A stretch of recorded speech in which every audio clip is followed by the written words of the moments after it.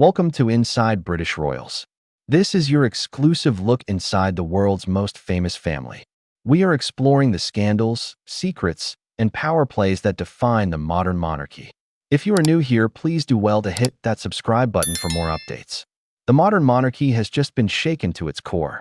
Princesses Beatrice and Eugenie, familiar faces at every major royal event, have been shockingly barred from the iconic Royal Ascot procession. This isn't a quiet retreat from the spotlight. It's a very public, very brutal consequence of the scandal surrounding their father, a scandal that has now led to his arrest. For the first time, we can pull back the curtain on the secret palace meetings that decided the sisters' fate. We'll share the blindsided reaction from their inner circle and reveal the stark directive from Prince William that has made their public roles impossible. This is a story of family, exile, and the cold calculation of survival. The House of Windsor is drawing a hard line in the sand, and the daughters of the disgraced Duke of York are the first to be pushed aside. This is the inside story of how two princesses were told they were no longer welcome. Section 1. The ban. A tradition broken. Royal Ascot isn't just a horse race. It's the glittering heart of the British summer season and, for the royal family, a command performance. Since 1825, the daily royal procession, with the monarch arriving by horse-drawn carriage, has been a powerful symbol of tradition. For Princesses Beatrice and Eugenie, it has always been an annual rite of passage. But in 2026, that tradition will be broken. Reports, now confirmed by several palace sources, say that both princesses have been explicitly banned from the royal family's procession and the exclusive royal box for the 2026 event. This wasn't a gentle suggestion. According to one well-placed source, the message was delivered bluntly. I've spoken to my friend who works at Ascot, and they said the girls have been told they can't be there this year, the source revealed. The message is unmistakable. The York sisters are out. This ban goes far beyond a carriage ride.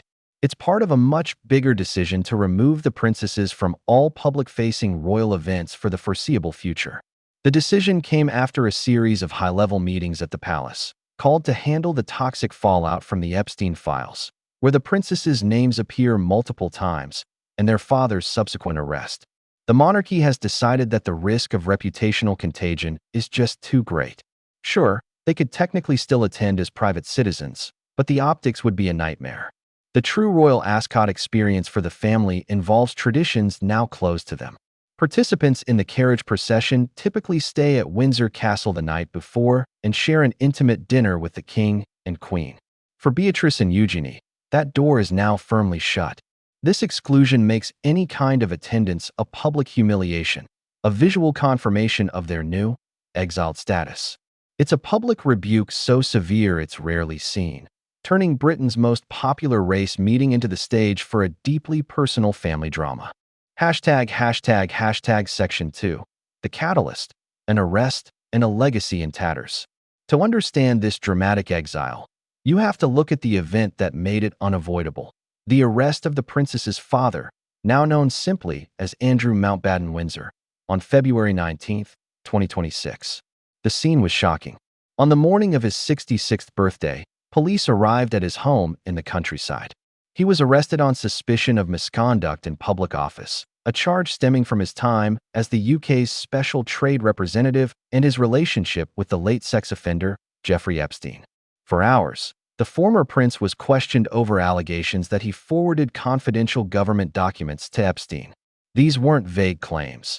The investigation is focused on evidence that sensitive trade reports were passed to the disgraced financier. The arrest tore away the last shreds of royal protection, and the scandal the palace had tried to contain for so long finally exploded into public view. The recently released Epstein files were the immediate trigger. The documents painted a devastating picture of just how entangled the Yorks were with Epstein. Emails reportedly show Sarah Ferguson, the Duchess of York, fawning over Epstein even after his first conviction, calling him the brother I have always wished for. Even more disturbing, The files suggest Ferguson may have brought her daughters to a lunch with Epstein in Miami in July 2009, right after he was released from prison for child sex offenses. One email even contained an awkward reference to the personal life of Eugenie, who was 19 at the time. A detail sources say left her feeling completely betrayed, not just as a royal, but as a daughter. This avalanche of scandal made Beatrice and Eugenie's position impossible. They aren't accused of any wrongdoing themselves. They are collateral damage. But in the cold, hard world of institutional survival, their closeness to the scandal is a liability the monarchy will no longer tolerate. Their father's arrest was the final straw, forcing King Charles and Prince William to take drastic measures to protect the crown. The actions of the father and the alleged choices of the mother are now being answered for by the daughters. The news of the ban has sent shockwaves through the royal world, but the impact has been most devastating for the princesses themselves. Sources close to the sisters say they were completely blindsided by the decision.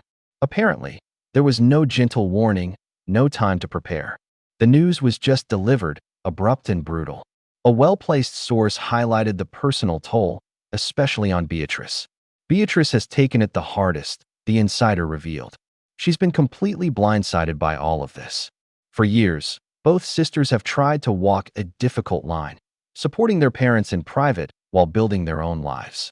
They have young children of their own, and friends say their main focus has been on protecting them from the very scandal that has now consumed their lives.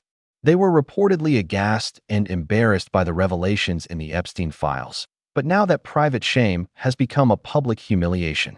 The decision came out of tense meetings where the future of the York sisters as working royals was debated. The final call seems to have been driven by King Charles and Prince William, who are committed to a slimmed down. In fact, Prince William's role seems to have been crucial. Reportedly furious over the disgrace his uncle brought upon the family, William has advised other royals not to be photographed with Beatrice and Eugenie for the rest of the year. That kind of directive is the silent killer of a royal career. In a family where public image is everything, being declared photographically toxic means you've been rendered invisible. It's this photo ban that makes attending an event like Royal Ascot, swarming with global media, completely impossible. All of this has created a deep divide in the family. While sources say Catherine, the Princess of Wales, has been kind to her cousins behind the scenes, the institutional decision is final. The message from the top is one of ruthless pragmatism. The monarchy's survival is more important than the feelings of its individual members. The ban from Royal Ascot isn't just a one-off. It points toward a bleak and uncertain future for Princesses Beatrice and Eugenie. Their exclusion from all public events marks a permanent change in their status. The big question now is, what's next for them? Is there any way back from this? Royal experts are predicting they will almost completely disappear from public life. As commentator Richard Fitzwilliams stated bluntly, Beatrice and Eugenie will disappear from royal life. He predicts they'll likely lose their charity patronages and won't feature in any future royal plans. Their brand, through no fault of their own, is now forever linked to the toxicity of their parents. This also raises big questions about King Charles's vision for a slimmed-down monarchy. It's now being achieved not through careful planning, but through brutal necessity. The York sisters are just the first high-profile casualties of this new, more ruthless era. It sends a clear message to all non-working royals. Get too close to a scandal, and you will be cut loose. But could this decision backfire? The palace is trying to control the damage, but there's a real risk the public sees this as cruel, punishing two women for their parents' mistakes. Public sympathy for the princesses might actually be at an all-time high. Seeing them cast out so publicly could fuel a narrative of a cold, unforgiving family, creating a whole new PR problem. For Beatrice and Eugenie, the road ahead is difficult. They now have to rebuild their lives away from the institution that has defined them since birth. Eugenie, who has built a reputation as an anti-slavery activist, now has to deal with the humiliation of her family's ties to a sex trafficker. Beatrice, who has led a quieter life, is now in the spotlight for all the wrong reasons. Some even wonder if they'd be better off giving up their royal titles, though that could also be a risky move. They are trapped, defined by titles that are now a burden, and shunned by the family that gave them those titles. Their future won't be one of palace balconies and carriage rides, but one spent trying to escape the shadow of their parents' legacy. The exclusion of Princesses Beatrice and Eugenie from Royal Ascot is more than just a change to a guest list. It's a decisive act of self-preservation by the House of Windsor.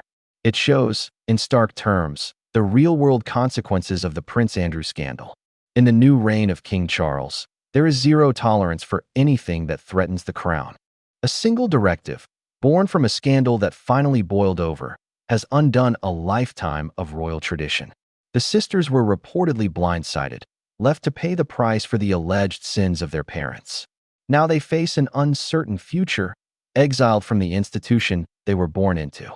The monarchy is in a period of ruthless transition. This decision is a painful reminder that in this new era, your bloodline isn't enough to guarantee your place. Survival of the institution is everything, even if it comes at the expense of its own family. What do you think about this? Is the palace right to protect the monarchy, or is this an unfair punishment?